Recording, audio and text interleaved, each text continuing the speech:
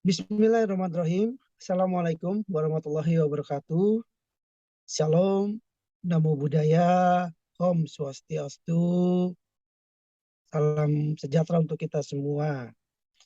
Ah, Alhamdulillah, hari ini kami dari kelompok 5, saya Peri Montana bersama rekan saya, Dia Damayanti. kami mendapatkan tugas dari mata pelajaran atau mata kuliah dari Sistem Hukum Indonesia yang dimana nanti akan kita jabarkan dan kita presentasikan secara bergantian. Maka dari itu izinkan kami untuk uh, menjabarkan apa yang telah kami diskusikan. Terima kasih. Inilah slide kami, tugas kami yang berjudul dengan asas dan tujuan hukum. Dan paparan yang pertama akan disampaikan oleh rekan saya, Dea Damayanti. Untuk waktu dan tempat, saya persilakan. Terima kasih.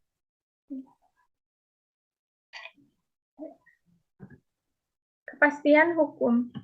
Kepastian hukum atau legal certainty adalah asas yang menyatakan bahwa hukum harus jelas bagi subjek-subjeknya, supaya mereka bisa menyesuaikan perbuatan mereka dengan aturan yang ada, serta agar negara tidak sewenang-wenang dalam menjalankan kekuasaan. Indonesia merupakan negara hukum yang tercermin dalam perundang-undangan yang hadir dalam hukum Indonesia. Selain itu, hampir seluruh aspek dalam kehidupan bermasyarakat diatur dalam hukum yang jelas yang ada di Indonesia. Melalui hukum, pemerintah mampu mengatur dan menertibkan masyarakat, sehingga kehidupan dalam bermasyarakat pun menjadi lebih tertib. Secara normatif, kepastian hukum yang diartikan sebagai sebuah peraturan perundang-undangan yang dibuat serta diundangkan dengan pasti. Hal ini dikarenakan kepastian hukum dapat mengatur dengan jelas serta logis, sehingga tidak akan menimbulkan keraguan apabila ada multitafsir, sehingga tidak akan berbenturan serta tidak menimbulkan konflik dalam norma yang ada di setiap masyarakat. Kepastian hukum berarti bahwa undang-undang dan putusan pengadilan harus bisa diakses publik. 2. Undang-undang dan putusan pengadilan harus jelas dan tidak rancu. 3. Putusan pengadilan harus dianggap mengikat. 4. Undang-undang dan putusan yang berlaku surut harus dibatasi. Kelima, kepentingan dan ekspektasi yang sah harus dilindungi. Berikut ini akan saya paparkan tentang teori kepastian hukum. Menurut Gustav Radbruch, hukum merupakan hal positif yang memiliki arti bahwa hukum positif ialah perundang-undangan. Hukum didasarkan pada sebuah fakta. Artinya, hukum itu dibuat berdasarkan pada kenyataan. Fakta yang termaktub atau tercantum dalam hukum harus dirumuskan dengan cara yang jelas, sehingga akan menghindari kekeliruan dalam pemaknaan atau penafsiran serta dapat mudah dilaksanakan. Hukum yang positif tidak boleh mudah diubah. Pendapat Gustav Brandbusch mengenai kepastian hukum tersebut didasarkan pada pandangan mengenai kepastian hukum, yang berarti adalah kepastian hukum itu sendiri.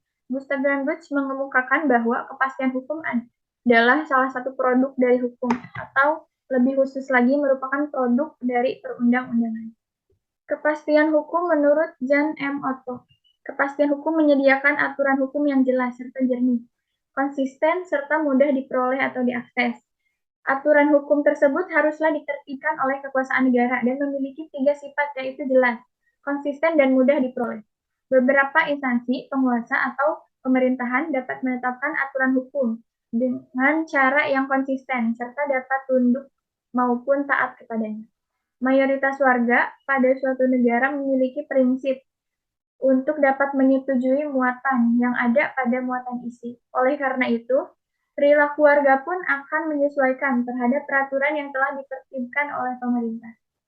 Lalu hakim peradilan memiliki sifat yang mandiri. Artinya, hakim tidak berpihak dalam menetapkan aturan hukum secara konsisten ketika hakim tersebut dapat menyelesaikan hukum. Terakhir, keputusan peradilan dapat secara konkret dilaksanakan. Berikutnya saya jelaskan kepastian hukum menurut Sudikno Mertokusumo. Berbeda pendapat dengan Gustav Brandbusch, yang mengungkapkan bahwa kepastian hukum adalah salah satu dari tujuan hukum. Sudikno Mertokusumo mengungkapkan bahwa kepastian hukum adalah sebuah jaminan agar hukum dapat berjalan dengan semestinya.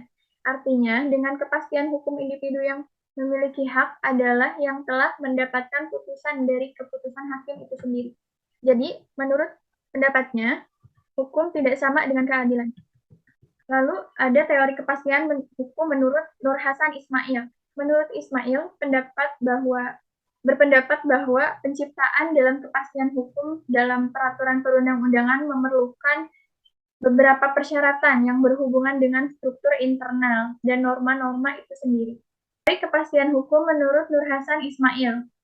Nur Hasan Ismail berpendapat bahwa penciptaan dalam kepastian hukum dalam peraturan perundang-undangan memerlukan beberapa persyaratan yang berhubungan dengan struktur internal dalam norma hukum itu sendiri. Persyaratan internal yang dimaksud oleh Nur Hasan Ismail ialah sebagai berikut. Pertama, adanya kejelasan konsep yang digunakan. Norma hukum tersebut berisi mengenai deskripsi dari perilaku tertentu yang kemudian dijadikan menjadi satu ke dalam konsep-konsep tertentu pula. Lalu hadirnya kejelasan hierarki yang dinilai penting karena menyangkut sah atau tidak syahnya serta mengikat atau tidak mengikatnya dalam suatu peraturan perundang-undangan yang dibuat. Kejelasan hierarki tersebut dapat memberikan arahan berbagai bentuk dari hukum yang memiliki kewenangan untuk dapat membentuk suatu peraturan dari perundang-undangan tertentu. Adanya konsistensi pada norma hukum perundang-undangan. Maksudnya, ketentuan yang ada pada sejumlah peraturan undang-undang tersebut memiliki kaitan dengan satu objek tertentu dan tidak saling bertentangan dengan satu yang lainnya. Berikutnya, kepastian hukum menurut Lon Fuller. Melalui buku Lon Fuller berjudul The Morality of Law, ia menjelaskan bahwa ada 8 asas yang harus dipenuhi oleh hukum. Apabila 8 asas tersebut tidak terpenuhi, maka hukum yang hadir akan gagal untuk kemudian dapat disebut sebagai hukum. Atau dapat dikatakan bahwa dalam hukum harus ada kepastian hukum. Dari penjelasan Ron Fuller dapat disimpulkan bahwa kepastian hukum yang ia kemukakan memiliki pengertian dan tujuan yang sama, seperti yang dikemukakan oleh Sudikno Mertokusumo, bahwa kepastian hukum adalah jaminan agar hukum yang ada dapat berjalan dengan semestinya. Lalu ada kepastian hukum menurut Appledorn. Menurut Appledorn, kepastian hukum memiliki 2 segi yang harus dipahami. Segi yang pertama adalah mengenai Battle Barhead atau dapat dibentuknya hukum melalui beberapa hal yang sifatnya adalah konkret. Artinya, pihak yang mencari keadilan dapat mengetahui bahwa hukum dalam hal khusus sebelum memulai suatu perkara. Sementara, segi kedua, kepastian hukum memiliki arti keamanan hukum. Appledorn mengemukakan bahwa kepastian hukum merupakan suatu perlindungan bagi beberapa pihak terhadap kesewenangan seorang hakim. Dari uraian mengenai teori kepastian hukum menurut para ahli tersebut, maka dapat disimpulkan bahwa kepastian hukum dapat mengandung beberapa arti, yaitu bahwa adanya kejelasan, tidak boleh menimbulkan multitafsir dalam hukum tersebut, tidak boleh bersifat kontradiktif antar peraturan satu dengan yang lainnya, serta peraturan tersebut dapat dilaksanakan.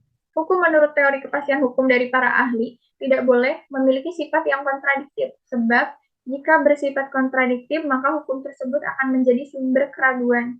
Kepastian hukum sendiri dapat menjadi perangkat hukum untuk suatu negara yang memiliki kejelasan dan dapat menjamin hak maupun kewajiban dari setiap warga negara sesuai dengan budaya yang ada pada masyarakat tersebut.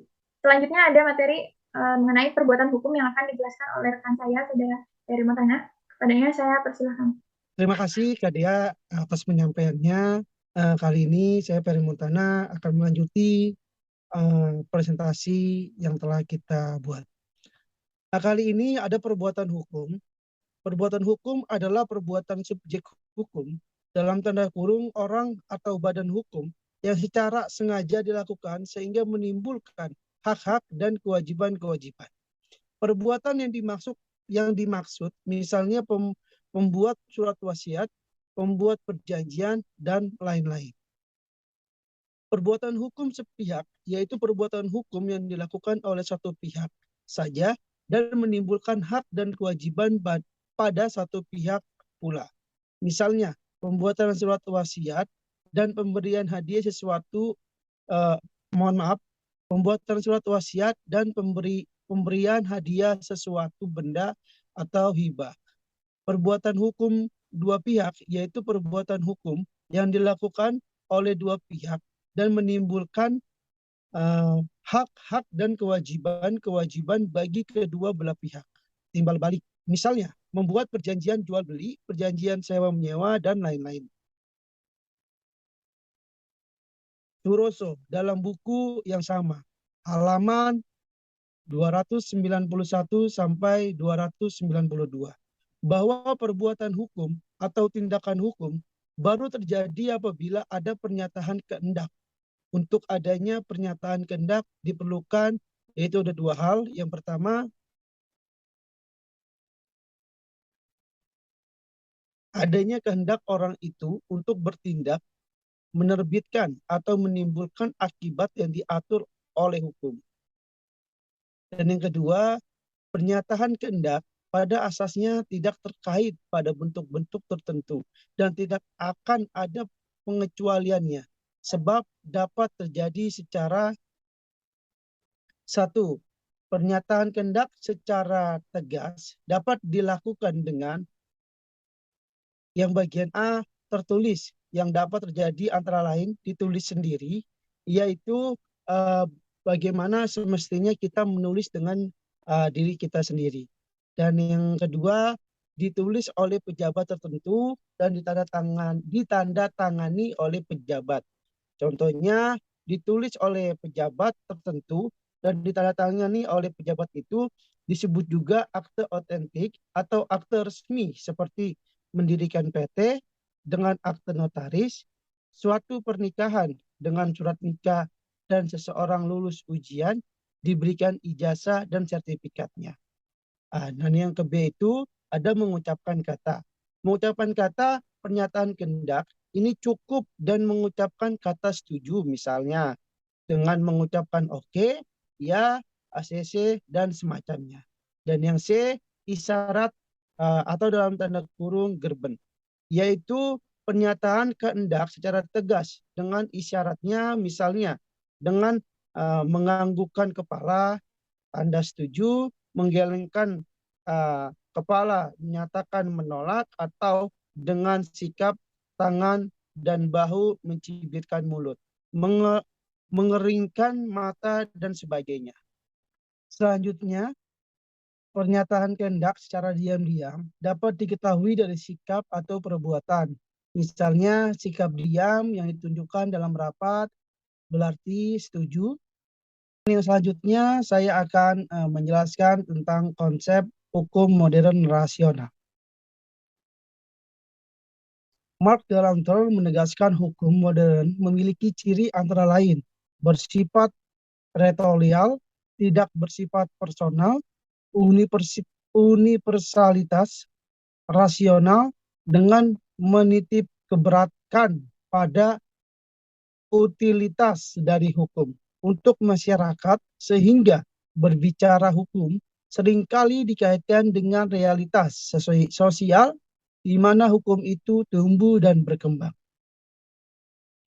Bahwa prosedur penyelenggaraan hukum yang semakin berteknik rasional dan menggunakan metode dedukasi yang semakin ketat merupakan tahapan dalam perkembangan hukum, sehingga hukum dapat disebut sebagai hukum modern.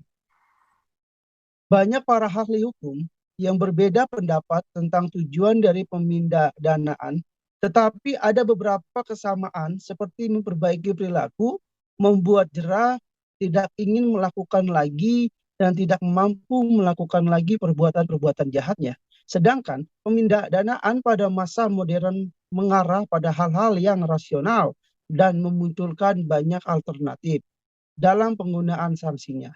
Sehingga para hakim diberikan kebebasan dalam memberikan sanksi yang adil dan berperi kemanusiaan. Maka dari itu, sedikit penjelasan dari saya bahwa sehingga para hakim diberikan kebebasan dalam memberikan sanksi yang adil dan berperi kemanusiaan, sehingga para hakim dapat menegakkan kepekaan, rasa keadilan dalam pribadinya. Karena para hakim saat ini, menurut tulisan Teddy Asmara dalam bukunya yang berjudul Budaya Ekonomi Hukum Hakim, bahwa hakim masih berpikiran instrumental, laksana mesin yang dijalankan atas perintah dan berorientasi mengejar keuntungan yang terukur pada hal-hal duniawi. Bahwa cara berpikir fungsionalis sehingga kombinasi pemikiran idealis dan instrumental dengan menghitung aspek keuntungan dan kerugian yang sebagaimana mestinya hakim itu lakukan. Terima kasih.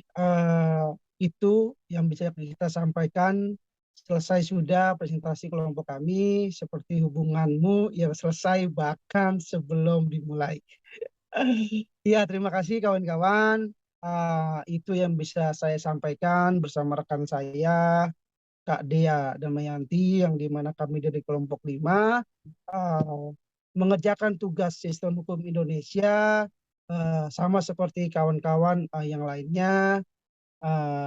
Dari awal sampai akhir, kalau memang ada tutur kata kami yang kurang berkenan atau ada kesalahan, mohon dibukakan pintu maaf yang sebesar-besarnya. Kalau memang ada kesalahan, yang pasti kesalahan itu pasti datang dari kami. Sekali lagi, terima kasih. Selamat malam. Assalamualaikum warahmatullahi wabarakatuh. Salam, namo buddhaya, salam sejahtera untuk kita semua.